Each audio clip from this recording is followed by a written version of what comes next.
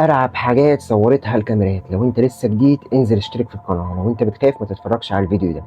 بصوا يا جماعه، دي اغرب حاجات صورتها الكاميرات. الراجل ده كان ماشي وفجاه بصوا هيظهر له ظل اسود خفي شده من رجله بعد ما وقعه في الارض. ف يعني كاميرات المراقبه اللي مصوره ده.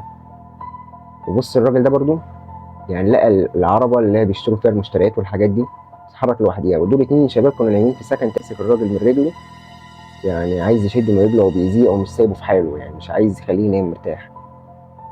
هو الشاب لو صحي هيتفزع، هو فعلا اتفزع. يعني حاجة رهيبة.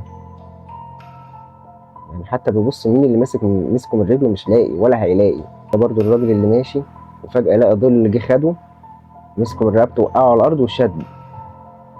حاجة قمة الرعب بصراحة. يعني لما حد يمشي في الخلا يا جماعة وفي أماكن لوحده كده يقول بسم الله الرحمن الرحيم ويخلي ذكر الله على لسانه.